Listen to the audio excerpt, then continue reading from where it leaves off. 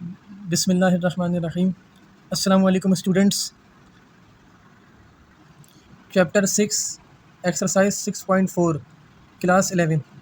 आपसे सवाल में वो क्या कह रहे हैं? आपसे सवाल में कह रहे हैं a fair die is thrown twice. एक डाइस है, छक्के की बात हो रही है, फेयर डाइस, ठीक है। थ्रो किया कितने टाइम्स? ट्वाइस की बात हो रही है, टू टाइम्स उसको फेंका है, उस छक्के को। Find a probability that an even number of dots appear in first. अच्छा, कह रहे भाई जो फर्स्ट बार यानी पहली बार आपने छक्का फेंका, तो क्या प्रोबेबिलिटी है कि जो नंबर्स आने के चांसेस हैं वो इवन नंबर्स होंगे। यानी छक्के के अंदर कुछ डॉट्स इवन नंबर के भी तो होते हैं, जैसे 2 है, 4 है, 6 है। तो पहली दफ़ा में जो छक्का फेंकेंगे उसमें 2, 4, 6 आने के चांसेस कितने हैं, आपने ये प्रोबेबिलिटी बतानी है। दूसरी, and the number of dots in second throw. जब सेकंड बार आपने थ्रो किया, छक्के को फेंका, इस लेस देन 4। वो कह रहे भाई लेस देन 4 के जो नंबर्स हैं, यानी 1, 2, 3, डॉट्स में ये भी तो होता है 1, 2, 3, लेस देन 4 सेकंड टाइम जब छक्के को फेंका, तो लेस देन 4 वाले नंबर्स आने की पॉसिबिलिटीज़, प्रोबेबिलिटी कितनी है, क्या है वो आपने बतानी है। सबसे पहले आपने क्या करना है, सबसे पहले आपने एक छक्का एक था, for a single die is thrown. वो कह रहे हैं भाई उस छक्के के अंदर कितनी प्रोबेबिलिटीज़ हैं, कितने नंबर्स हैं। सबसे पहले तो आपने उसके टोटल आउटकम्स लिखने हैं। छक्के में कितने डॉट्स होते हैं? एक होता है, दो होते हैं, तीन होते हैं, चार होते हैं, पाँच होते हैं, छः होते हैं, इससे आगे नहीं होते। तो टोटल डाइस के अपने आउटकम्स कितने हैं? 6। ओ एस का मतलब है टोटल आउटकम्स, आप एस से रिप्रेजेंट करते हैं, टोटल आउटकम्स को एस से करते हैं। तो टोटल आउटकम्स कितने हो गए? 6 हो गए। अच्छा भाई, when even number of dots appear in first, then even number आने की प्रोबेबिलिटी कितनी है? तो उस प्रोबेबिलिटी निकालने से पहले आपको उसके आउटकम्स बनाने पड़ेंगे कि इवन नंबर्स के आउटकम्स कितने एक छक्के के अंदर। 1 से 6 तक की जो नंबर्स हैं उसमें से इवन नंबर्स निकाल लेने आपने। कौन से भाई? 2, 4, 6। तो इवन नंबर्स के आउटकम्स कितने हो गए? 3। इवन नंबर्स के आउटकम्स आपके 3 हैं, टोटल आउटकम्स आपके 6 हैं। अच्छा भाई, इसके बाद देखें, when less than 4 number of dots appear in second, then less than 4 के नंबर्स कौन कौन से हैं? 1 है, 2 है, 3 है, ये तीनों नंबर्स लेस देन 4 हैं, यानी 4 से छोटे हैं।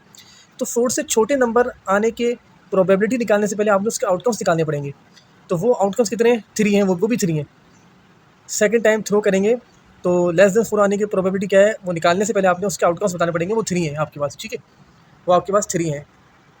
अच्छा, now find probability of event A and B. अच्छा भाई, प्रोबेबिलिटी में हम किसी भी चीज़ के वाक़ये, कोई भी वाक़या होने वाला है उसकी क्या प्रोबेबिलिटी, हम उसको इवेंट कहते हैं। इवेंट, कोई भी काम होने के चांसेस क्या हैं, प्रोबेबिलिटी कितनी है, क्या है, उसको हम इवेंट कहते हैं। यानी एक बार हमने छक्का फेंका तो वो इवेंट ए हो गया, दूसरी बार छक्का फेंका, डाइस थ्रो किया, तो वो इवेंट बी हो गया। इवेंट से रिप्रेजेंट करते हैं हम उसे, ठीक है।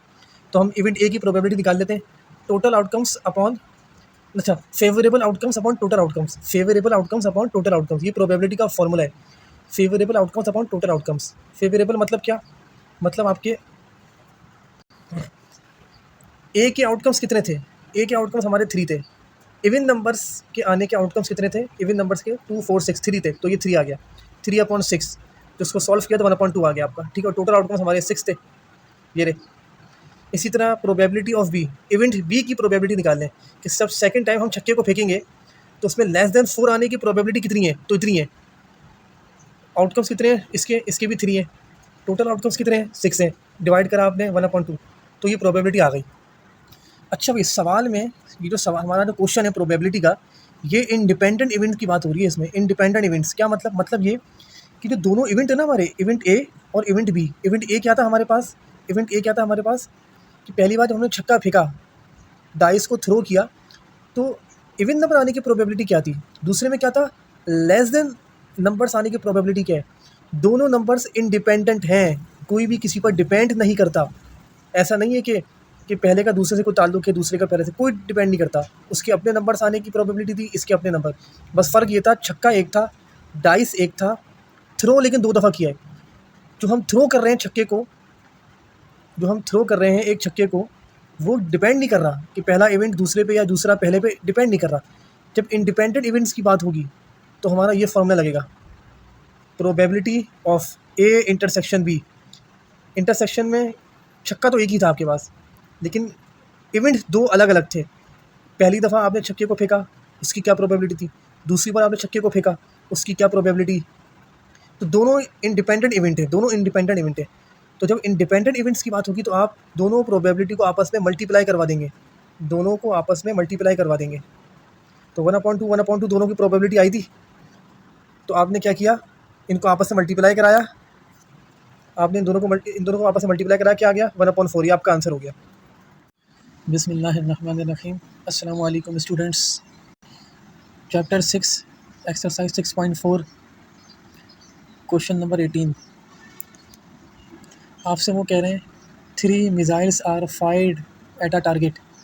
3 मिसाइल हैं जो फायर किए गए हैं एक टारगेट पर। If the probability of hitting target are, तीनों मिसाइल्स की जो टारगेट हिट करने की जो प्रोबेबिलिटी है वो ये लिखी हुई 0.5, 0.3, 0.6 आर रिस्पेक्टिवली। तीनों मिसाइल जो फायर किए गए एक टारगेट को मारने के लिए हिट किए गए, उन तीनों मिसाइल्स की प्रोबेबिलिटी ये रही कि अपने टारगेट को अचीव करने की क्या प्रोबेबिलिटी है, तो वो पहले ही गिवन है 0.5, 0.3, 0.6। आगे वो आपसे कह रहे हैं and if the missiles are fire independently. Independent का वर्ड आ रहा है, याद रहे प्रोबेबिलिटी में जब इंडिपेंडेंट का वर्ड आएगा, इंडिपेंडेंट इवेंट, ये 3 इवेंट हुए ना, पहला मिसाइल फायर हुआ उसकी प्रोबेबिलिटी, दूसरा मिसाइल फायर हुआ उसकी प्रोबेबिलिटी, तीसरा, तो 3 मुख्तलिफ इवेंट हैं, ठीक है, और तीनों इंडिपेंडेंट है। वो कह रहा है इंडिपेंडेंट, जब इंडिपेंडेंट की बात होगी तो हम तीनों प्रोबेबिलिटी को मल्टीप्लाई करवा देंगे। What is the probability that all the missiles hit the target. वो कह रहे हैं भाई क्या प्रोबेबिलिटी होगी कि तीनों मिसाइल अपने टारगेट को हिट कर देंगे, ये आपका सवाल है। अच्छा भाई, क्वेश्चन को सॉल्व करते हैं। नाउ गिवन क्या है हमें, तीनों मिसाइल जो फायर हुए हैं, यानी तीनों इवेंट जो हुए हैं उनकी प्रोबेबिलिटी गिवन है। फर्स्ट मिसाइल जो फायर किया गया टारगेट पर 0.5 उसकी प्रोबेबिलिटी है, दूसरे की 0.3, तीसरे की 0.6। आपने लिखना है since 3 events are occur independently then their probability is.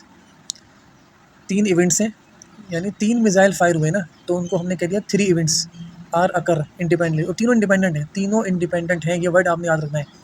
जब इंडिपेंडेंट की बात होगी तो हमने तीनों प्रोबेबिलिटी को आपस में मल्टीप्लाई करवा देना है।